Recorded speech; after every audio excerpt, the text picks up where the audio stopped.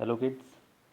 देखिए last video हमारी काफ़ी दिनों पहले आई थी और तब से कुछ कंडीशन सर्कमस्टांसेस कुछ ऐसी ऐसी चलती रही कि मतलब मोमेंटम बन ही नहीं पाया।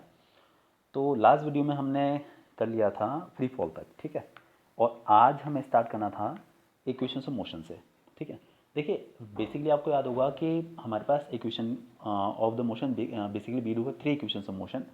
पहली होती है v is equal u plus a t, ठीक है।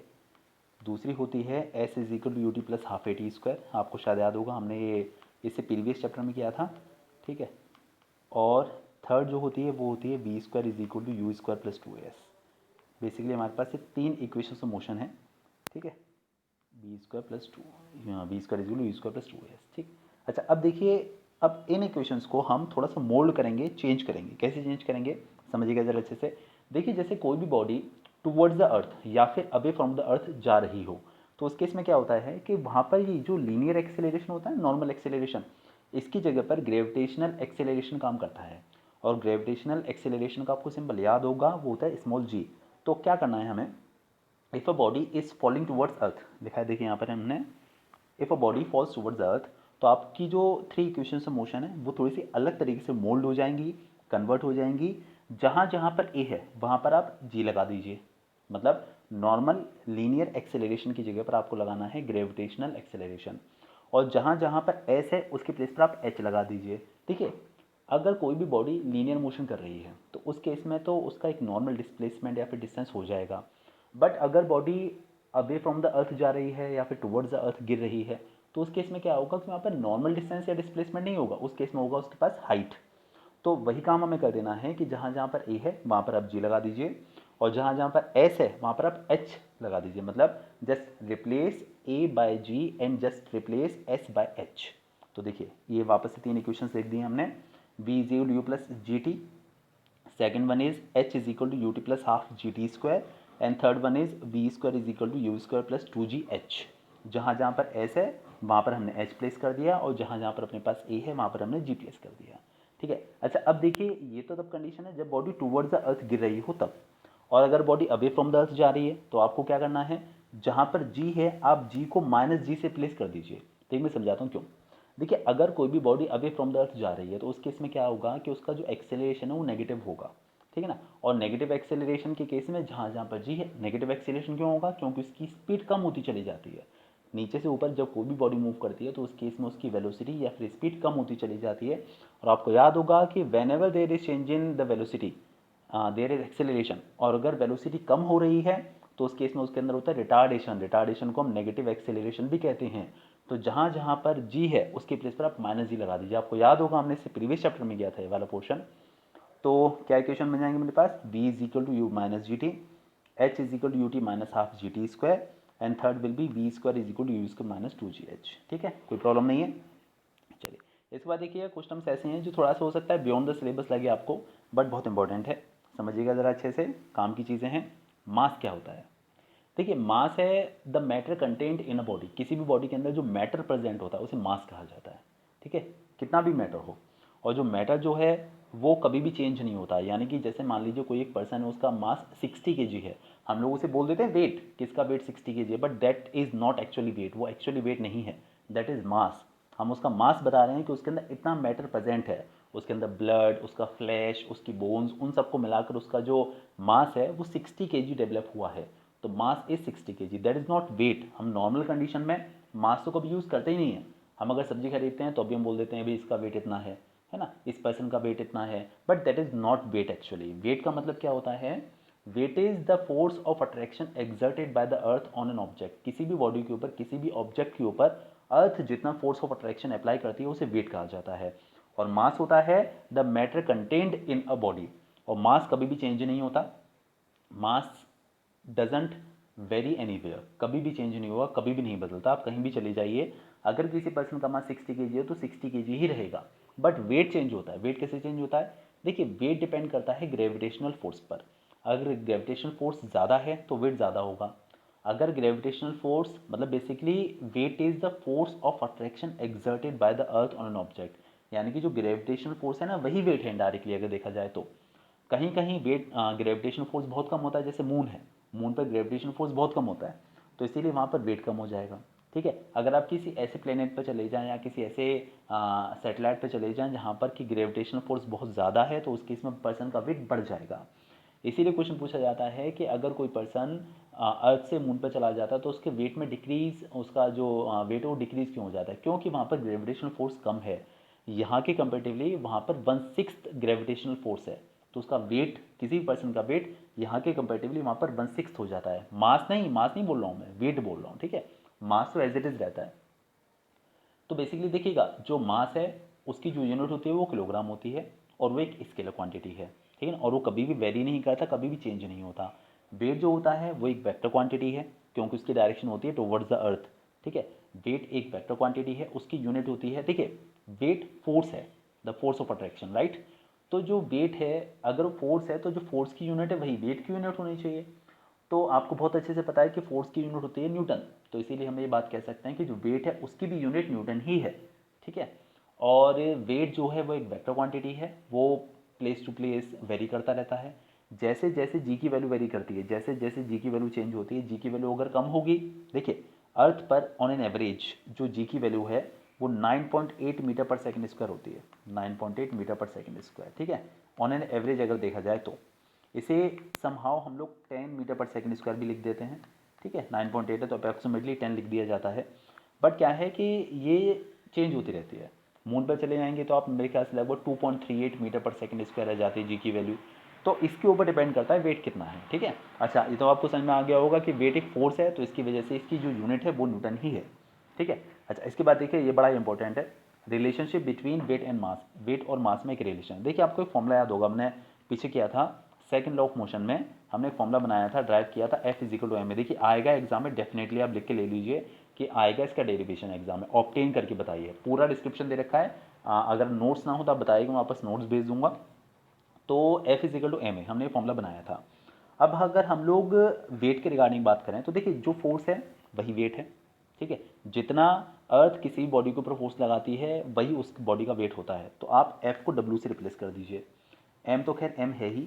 और नॉर्मल कंडीशन में जो नॉर्मल एक्सेलरेशन होता है, लीनियर एक्सेलरेशन, अगर कोई भी बॉडी टुवर्ड्स द अर्थ या फिर अवे फ्रॉम द अर्थ जा रही है तो उस केस में ए को हम जी से रिप्लेस कर देते हैं। तो इस तरीके से हमारा फॉर्मूला बन गया W is equal to m g, आया यहीं से है, F इजिकल टू एम से ही बनाइए W is equal to m ji.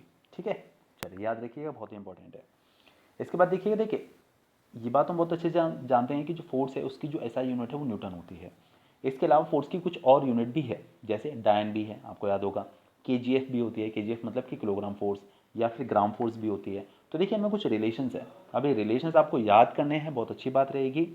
1 kilogram force जो होता है वो 9.8 न्यूटन के बराबर होता है। अच्छा 9.8 पता है कौन सा 9.8? 9.8 वही है स्मॉल जी की वैल्यू। अगर स्मॉल जी की वैल्यू 10 दे रखी होगी उन्होंने तो आप लिख दीजिएगा, मतलब आप समझ जाइएगा कि 1 kgf की वैल्यू मतलब 1 kilogram force that is equal to 10 Newton.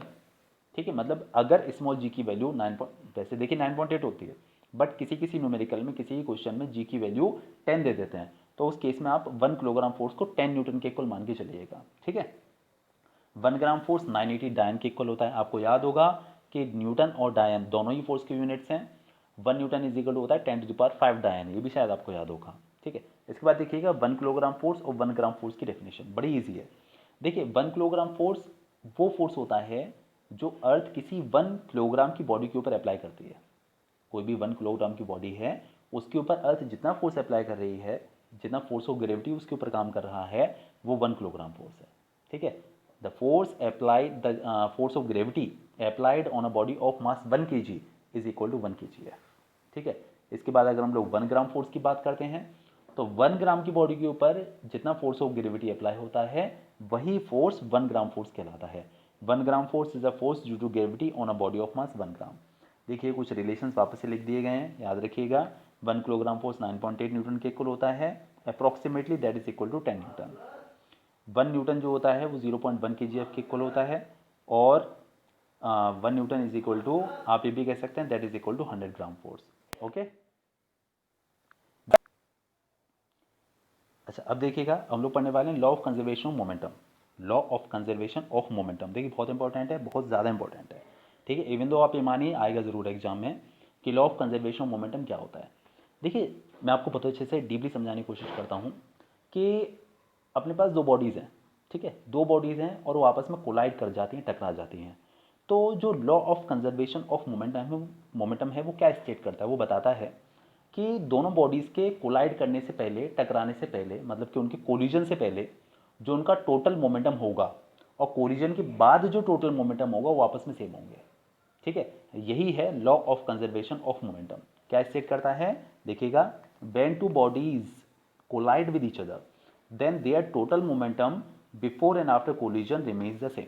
तो उनका जो टोटल मोमेंटम है कोलिजन से पहले, मतलब टकराने से पहले और टकराने के बाद टोटल मोमेंटम सेम रहता है। This is the law of conservation of momentum. इसका मतलब ये है कि जो टोटल मोमेंटम है दैट ऑलवेज कंजर्व्ड, वो हमेशा सेम रहता है, वो हमेशा कंजर्व रहता है, वो खत्म नहीं होता। टकराने से पहले जितना टोटल मोमेंटम होगा उतना ही टकराने के बाद टोटल मोमेंटम होगा। अच्छा, एक बात और कहना चाहूँगा, देखिए मोमेंटम की जो प्लूरल फॉर्म है, मतलब मोमेंटम का जो प्लूरल है वो मोमेंटा होता है, MOMENTA। तो अगर कहीं मोमेंटा लिखा आ जाए ना तो आप कंफ्यूज मत होइएगा। वो ऐसा भी कह सकते हैं that total momenta before collision is equal to total momenta after collision. तो आप कंफ्यूज मत होइएगा बिल्कुल भी, ठीक है। चलिए अब देखिए, हम लोग इस लॉ ऑफ कंजर्वेशन को प्रूव करने वाले हैं कि हाँ ऐसा होता है, यानी कि कोलिजन से पहले और कोलिजन के बाद टोटल मोमेंटम सेम रहता है। हम ये बात प्रूव करेंगे, ठीक है। देखिए कैसे करेंगे। हमने मान लिया दो बॉडीज़ हैं, ठीक है, let there are two bodies, और उन बॉडीज़ की जो मास हैं वो m1 और m2 है। देखिए मैं लिख दिया लेट द मास ऑफ, देखिए मासेज होना चाहिए कायदे में यहाँ पर, मासेज, जी हाँ, let masses of two bodies are m1 and m2। उनके मासेज हमने m1 और m2 सपोज कर लिए। हमने जब उनको देखा था स्टार्टिंग में तो हमने मान लिया कि उनकी जो वेलोसिटीज़ थी वो u1 और u2 थी, and they are moving with velocities u1 and u2, ठीक है, एंड दे कोलाइड, फिर वो टकरा जाती हैं, ठीक है। और टी टाइम के बाद, टकराने के बाद, मतलब कि टी टाइम के बाद आफ्टर कोलिजन उनकी वेलोसिटीज़ बदल जाती हैं, और टकराने के बाद हमने मान लिया कि उनकी वेलोसिटीज़ हो जाती हैं v1 और v2, ठीक है। द फोर्स, अच्छा अब देखिएगा, देखिए एक बॉडी ये है, एक बॉडी ये है, ये दोनों आपस में टकराती हैं, तो कुछ फोर्स ये इसके ऊपर लगाएगी, कुछ फोर्स ये वाले इसके ऊपर लगाएगी, ठीक है। तो हमने मान लिया, क्या सपोज कर लिया हमने, let the force applied by first body on the second, first body second के ऊपर जो फोर्स लगा रही है उसे हमने F12 मान लिया, ठीक है ना, and by second on first इसे हमने F21 मान लिया, ठीक है ना। हमने क्या सपोज कर लिया, the force applied by first body on the second is F12 and the second body by the second body on the first is F21, हमने ये सपोज कर लिया, ठीक है। अच्छा अब देखिएगा, अब मैं आपको वापस याद दिलाता हूँ। देखिए आपको याद होगा Newton second law of motion क्या था, F is equal to mv - u upon t, याद है आपको ये वाली चीज़, F is equal to mv - u upon t, this वो सेकंड लॉ ऑफ मोशन। मैं आपको वापस याद दिला दूँ, देखिए F is equal to m होता है, ठीक है, और आप a के प्लेस पर डाल सकते हैं, बेसिकली देखिए a होता है एक्सेलरेशन, तो आप a के प्लेस पर लिख सकते हैं v - u अपॉन टी, तो यहीं से तो ये आया था, ठीक है ना। तो F is equal to mv - u upon t आप लिख सकते हैं। अच्छा अब जरा ये वाला फॉर्मूला लगाइए जरा, देखिए सेकंड लॉ ऑफ मोशन के अकॉर्डिंग F12 मतलब कि the force applied by the first body on the second, तो देखिए m2 सेकंड बॉडी का मास, v मतलब कि उसकी वेलोसिटी, फाइनल वेलोसिटी, u उसकी इनिशियल वेलोसिटी, और ये हमारे पास टाइम हो गया। F is equal to mv - u upon t, वही फॉर्मूला लगाया है, ठीक है। और F21 मतलब कि the force applied by the second body on the first, ये हमारे पास निकल कर आएगा m1 v1 - u1 upon T, कोई दिक्कत वाली बात नहीं है।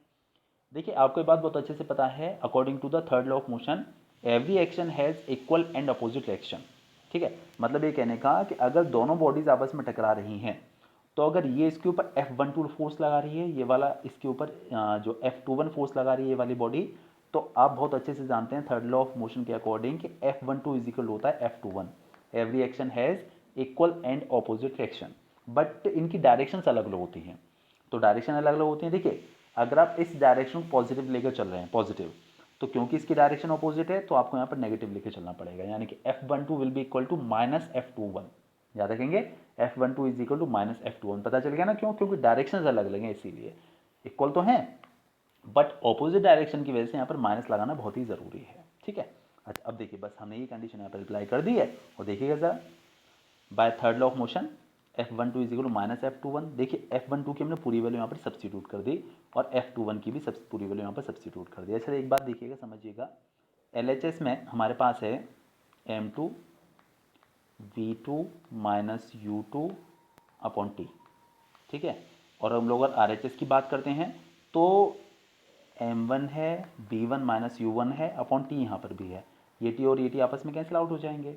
ठीक है, तो अगले स्टेप में इसीलिए मैंने यहाँ पर t नहीं लिखा है।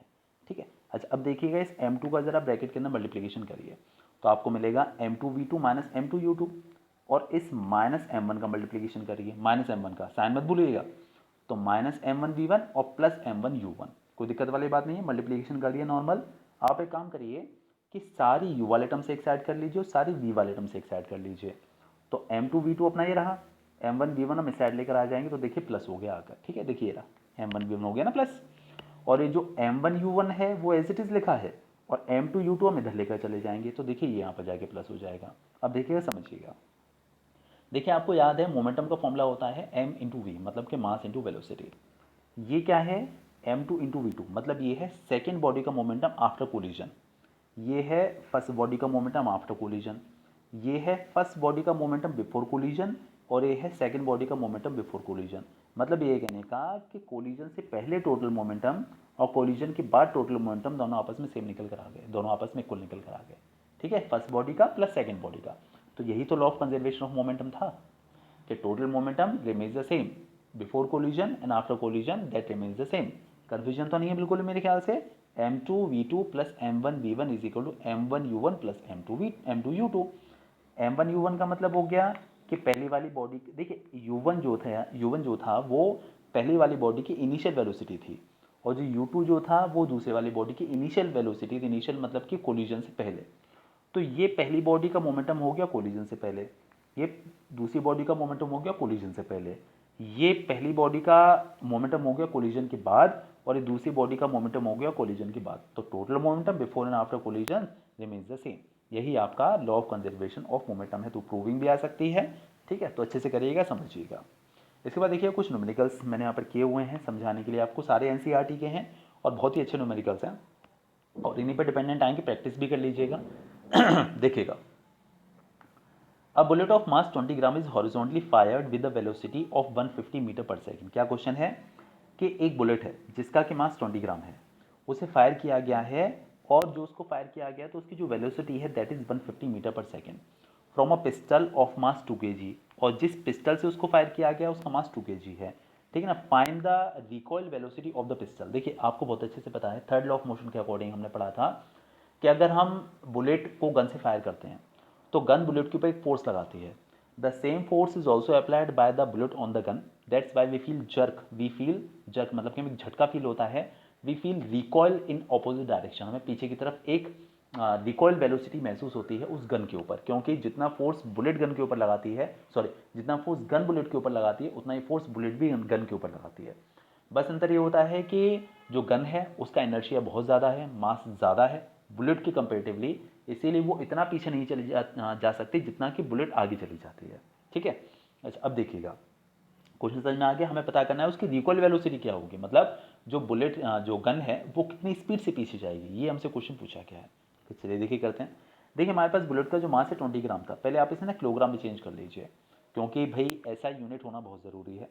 तो आपको बहुत अच्छे से पता है कि अगर आप ग्राम को किलोग्राम में चेंज करेंगे तो आप 1000 का डिवीजन करेंगे, तो 20 ग्राम में आप 1000 का डिवीजन करेंगे तो आपको मिलेगा 0.02 किलोग्राम। 20 ग्राम में हमने क्या किया, 1000 का डिवीजन कर दिया, तो एक जीरो से एक जीरो कैंसिल आउट हो गया। आप 100 का 2 में डिवीजन करेंगे तो यहाँ पर देखिए 2 जीरोज है ना, तो डेसिमल 2 डिजिट्स के बाद लग जाएगा, तो आपको मिलेगा 0.02 किलोग्राम। ये आपका किलोग्राम में हमने चेंज कर दिया।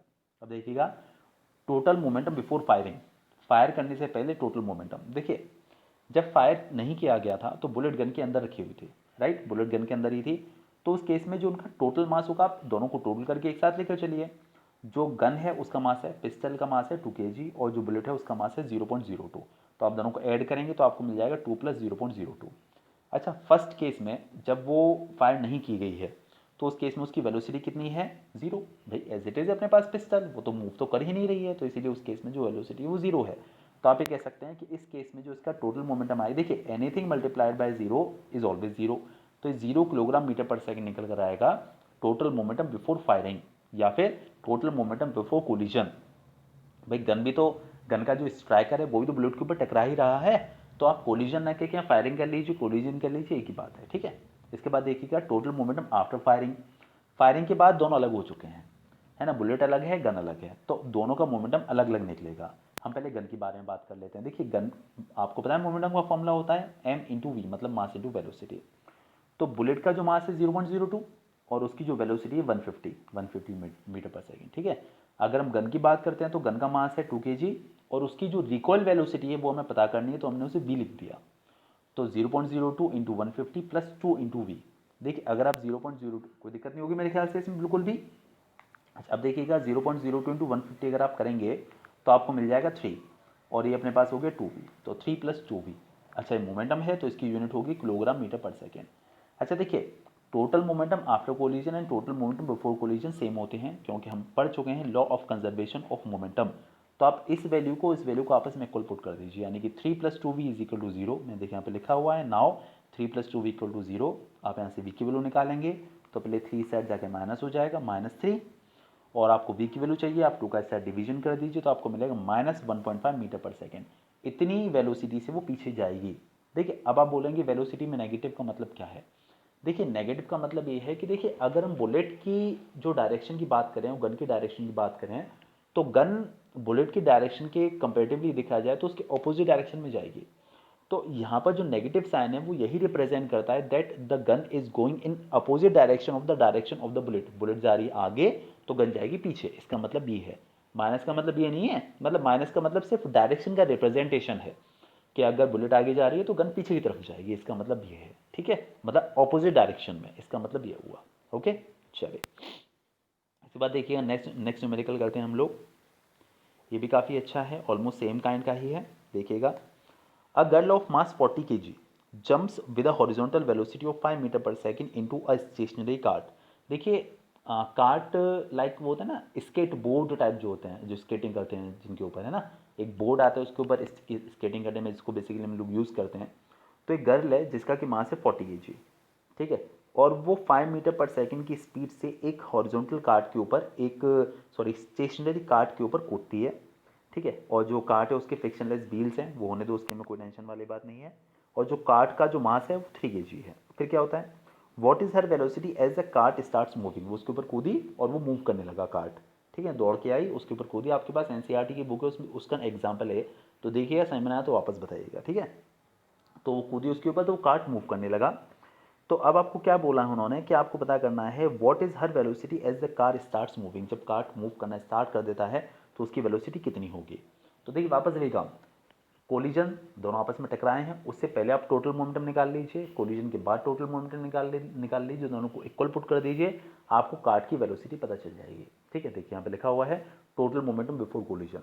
देखिए टकराने से पहले मतलब जो दोनों आपस में मिले हैं उससे पहले जो गर्ल है उसका मास 40 kg था, उसकी वेलोसिटी 5 थी, तो उसका जो मोमेंटम होगा वो होगा m इंटू वी, मतलब 40 इंटू 5। और अगर हम कार्ट के बारे में बात करते हैं तो कार्ट का मास है 3 बट वो रुका हुआ है तो उसकी वेलोसिटी 0 है, ठीक है। फिर आप टोटल मोमेंटम निकालना चाहते हैं तो दोनों को प्लस कर देंगे, तो देखिए 40 इंटू 5 तो 200 हो गया और 3 इंटू 0 तो 0 हो जाएगा, तो आपका निकल कर आएगा 200 kilogram into metre per second. This is the total momentum before collision. इसके बाद टोटल मोमेंटम आफ्टर कोलिजन। देखिए अब जो लड़की है वो कार्ट के ऊपर चढ़ चुकी है, अब दोनों का मास कंबाइन हो चुका है, तो दोनों का मास जब कंबाइन हो चुका है तो अब टोटल मास हो जाएगा 40 प्लस 3।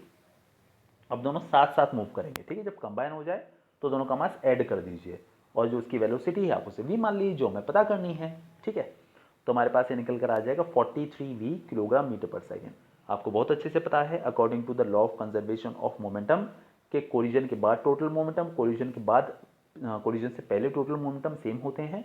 तो 43v इज इक्वल टू 200, तो यहाँ से आप v की वैल्यू 43 का डिवीजन कर देंगे तो आपको v की वैल्यू मिल जाएगी 4.65 मीटर पर सेकेंड। इतनी स्पीड से वो दोनों फिर मूव करके चले जाएंगे, ठीक है, कोई दिक्कत वाली बात नहीं, क्लियर है। चलिए इसके बाद देखिए नेक्स्ट समझिएगा numerical third one. Two hockey players of the opposite teams while trying to hit a hockey ball on the ground collide and immediately become entangled। दो हॉकी प्लेयर्स हैं, वो बॉल को हिट करना चाह रहे हैं और जब वो बॉल को हिट करना चाह रहे थे तो आपस में टकरा गए और एंटेंगल हो गए, एंटेंगल में फंस गए एक दूसरे में। कभी कभी क्या होता है ना, जैसे आपने देखा होगा हम लोग दौड़ के आते हैं या क्रिकेटर्स या मतलब जब टकरा जाते हैं तो एक दूसरे से बिल्कुल ऐसे मतलब एक साथ गिरते हैं, है ना, एंटेंगल होकर गिरते हैं, वो एक दूसरे के ऊपर गिर जाते हैं, ऐसा कई बार होता है, ठीक है। तो इसी तरीके से वो गिरे हैं आपस में। तो one has a mass of 60 kg, एक का जो मास है वो तो 60 kg है, ठीक है ना, and was moving with the velocity of 5 metre per second, और ये 5 मीटर पर सेकेंड की स्पीड से मूव कर रहा था 60 kg मास वाला, और दूसरे वाले का जो मास है 55 kg है, और उसकी जो वेलोसिटी थी वो 6 मीटर पर सेकेंड थी, ठीक है। अच्छा, अब क्या हुआ, तो जब वो आपस में टकरा जाते हैं, गिर जाते हैं, तो in which direction and with what velocity will they move after they become entangled, तो जब एंटेंगल हो गए, फंस गए हैं एक दूसरे में, तो किस डायरेक्शन में जाएंगे और कितनी स्पीड से जाएंगे। उसके बाद देखिए, ये जो उन्होंने थ्योरी लिख रखी है ना, assume that the frictional force acting between the feet of the two players in the ground is negligible, ये कह लेने दीजिए, इससे हमें कोई फर्क नहीं पड़ता, ठीक है। हमारा काम बस इतना है कि जब वो आपस में एंटेंगल हो चुके हैं तो कितनी वेलोसिटी से गिरेंगे और किस डायरेक्शन में गिरेंगे, ये हमारा क्वेश्चन है, ठीक है। चलिए देखते हैं। पहले हम निकालते हैं टोटल मोमेंटम बिफोर कोलिजन, टकराने से पहले टोटल मोमेंटम। देखिए, पहला जो बंदा है उसका मास है 60 kg और उसकी वेलोसिटी है 5, तो उसका मोमेंटम हो जाएगा 60 इंटू 5, मास इंटू वेलोसिटी। हम सेकंड पर्सन की बात करें तो उसका मास है 55 kg और जो उसकी वेलोसिटी है वो 6 मीटर पर सेकेंड है। लेकिन हाँ, एक बात और देखिए, एक पर्सन अगर इधर आ रहा है तो दूसरा इधर आ रहा है, इनकी डायरेक्शंस ऑपोजिट हैं। अगर आप पहले वाले की वेलोसिटी को +5 लेकर चल रहे हैं तो दूसरे वाले की वेलोसिटी को आपको -6 लेकर चलना पड़ेगा, क्योंकि इनकी डायरेक्शंस ऑपोजिट हैं, ये बात विशेष का ध्यान रखिएगा। तो इसीलिए उसकी वेलोसिटी -6 ली जाएगी, because of they are moving in the opposite directions. तो 60 इंटू 5 अगर आप करेंगे तो आपको मिलेगा 300, और जब आप 55 इंटू -6 करेंगे तो -330, 300 -330 तो आपको मिलेगा -30 kilogram metre per second. This is the total momentum before collision. अब वापस से वही काम, टोटल मोमेंटम आफ्टर कोलिजन। तो देखिएगा, अब दोनों आपस में एंटेंगल हो चुके हैं, तो दोनों का मास, टोटल मास हो जाएगा, मतलब कि 60 + 55, तो 60 + 55 दोनों का मास ऐड कर दीजिए, इंटू वेलोसिटी हमें पता करनी है तो उसे v मान लेते हैं, ठीक है। तो देखिए, ये हो गया हमारे पास 115 v, इतने किलोग्राम मीटर पर सेकेंड। और आपको बहुत अच्छे से पता है कि total momentum after collision and total momentum before collision are always same. तो 115v यानी कि 115v इज इक्वल टू -30, दोनों को आपस में इक्वल लगा दिया, 115 कहाँ पर डिवीजन कर दिया तो आपको मिलेगा -0.26 मीटर पर सेकेंड। इसका मतलब क्या है कि एंटेंगल होने के बाद वो 0.26 मीटर पर सेकेंड की स्पीड से मूव करेंगे, किस डायरेक्शन में। देखिए देखिए, यहाँ पर इसकी वेलोसिटी नेगेटिव आई है, और हमने नेगेटिव वेलोसिटी जो ली थी वो 55 kg वाले बंदे की ली थी, राइट। तो जिधर 55 kg वाला जा रहा है ये उसी डायरेक्शन में जाएंगे, समझ गए ना बात। जैसे एक 60 kg वाला है, एक 55 kg वाला है, इस तरीके से टकरा है इससे, तो इस तरफ को गिरेंगे फाइनली, ठीक है। जिधर 55 kg वाला जा रहा है कि उसकी वेलोसिटी नेगेटिव ली थी हमने, और ये भी नेगेटिव निकल कर आई है। इसका मतलब ये है कि जो 55 kg वाले पर्सन की डायरेक्शन थी वही डायरेक्शन होगी। ये देखिएगा, they will fall with velocity of 0.26 metre per second in the direction in which the player of 55 kg is moving. समझ में आ गया होगा मेरे ख्याल से, कोई प्रॉब्लम वाली बात नहीं बिल्कुल भी। जी हाँ, इसके बाद देखिएगा नेक्स्ट न्यूमेरिकल अपना, fourth one. Two objects of the masses 100 gram and 200 gram are moving along the same line and direction. देखिए उन्होंने क्या बोला कि एक दो ऑब्जेक्ट हैं, एक 200 ग्राम का, एक 100 ग्राम का है, वो दोनों सेम डायरेक्शन में जा रहे हैं, सेम डायरेक्शन में। एक की वेलोसिटी थोड़ी सी ज़्यादा होगी, इसीलिए पीछे से आगे से टकरा जाएगा, पीछे से जाके। इस बार अपोजिट डायरेक्शन नहीं है, सेम डायरेक्शन है। तो सेम डायरेक्शन है तो आपको दोनों की वेलोसिटीज़ का साइन अलग लेने की ज़रूरत नहीं है, दोनों की वेलोसिटी सेम साइन की आपको लेनी होंगी, ठीक है। तो पहला 100 ग्राम का, दूसरा 200 ग्राम का है, और वो मूव कर रहे हैं with the velocity of 2 metre per second and 1 metre per second in the same direction. Again remember this, in the same direction. अब क्या हुआ, देखो राइट, वो टकरा जाते हैं आपस में, and after collision the first object moves with the velocity of 1.67 metre per second. First object मतलब कौन सा वाला, 100 ग्राम वाला। 100 ग्राम वाला जो ऑब्जेक्ट है वो 1 मीटर पर सेकेंड की स्पीड से 1.67 मीटर पर सेकेंड की स्पीड से मूव करना शुरू कर देता है आफ्टर कोलिजन। तो पूछा गया है determine the velocity of the second object. वापस रही काम, टोटल मोमेंटम बिफोर कोलिजन। देखिए पहले वाली बॉडी का मास 100 ग्राम था, किलोग्राम में चेंज करेंगे अपॉन 1000 करके, तो 0.1 हो गया, और इसकी जो वेलोसिटी थी वो 2 थी, तो इसका जो मोमेंटम आएगा वो आएगा 0.1 इंटू 2। प्लस सेकेंड वाली बॉडी के बारे में बात करते हैं तो इसका जो मास है वो है 0.2 किलोग्राम, और इसकी जो वेलोसिटी है वो है 1, तो 0.2 इंटू 1। इसे मल्टीप्लिकेशन किया 0.2, इसे मल्टीप्लिकेशन किया 0.2, दोनों को ऐड कर देंगे तो हमें मिल जाएगा 0.4 किलोग्राम मीटर पर सेकेंड। ये आपका निकल कर आ गया टोटल मोमेंटम बिफोर कोलिजन। इसके बाद टोटल मोमेंटम आफ्टर कोलिजन। देखिए टकराने के बाद जो पहला ऑब्जेक्ट है उसका मास कितना था 0.1, उसकी वेलोसिटी उन्होंने हमको दे रखी है 1.67, तो into 1.67 mass into velocity. Second वाले ऑब्जेक्ट का मास है 0.2। अच्छा कंबाइन नहीं हुए हैं इस बार, ये अलग अलग ही रहे हैं, जुड़ जाते ना, मिक्स हो जाते हैं आपस में, तो हम 0.1 और 0.2 को एक साथ ऐड करके लिख देते, जैसे लास्ट क्वेश्चंस में कर रहे थे, है ना, टोटल मास मिलाकर। लेकिन यहाँ पर ये आपस में मिक्स नहीं हुए हैं, फिक्स नहीं हुए, चिपके नहीं हैं, कभी कभी चिपक जाते हैं, तो आपको क्या करना होता है 0.1 प्लस 0.2 एक साथ लिखते हैं हम उस केस में, ठीक है। और इसकी वेलोसिटी 1.67 हो गई है चेंज होकर, इसकी हमें पता करनी थी तो हमने इसे v सपोज कर लिया। तो जब आप 0.1 का 1.67 से मल्टीप्लिकेशन करेंगे तो आपको मिलेगा 0.167 और ये अपने पास 0.2 भी हो गया। और कोलिजन के बाद टोटल मोमेंटम और कोलिजन से पहले टोटल मोमेंटम सेम होते हैं, तो 0.167 plus 0.2v is equal to 0.4, दोनों को इक्वल लगा दिया। 0.167 इधर जाके माइनस हो जाएगा, तो 0.4 में से 0.167 माइनस करेंगे तो आपको मिलेगा 0.233। फिर आप 0.2 का यहाँ पर डिवीजन कर दीजिए तो आपको मिल जाएगा 1.165 मीटर पर सेकेंड। यानी कि टकराने के बाद जो पहली वाली बॉडी का मास तो इतना था और दूसरी वाली बॉडी का सॉरी पहली वाली बॉडी की वेलोसिटी 1.67 थी और दूसरी वाली बॉडी की वेलोसिटी 1.165 मीटर पर सेकेंड हो जाएगी।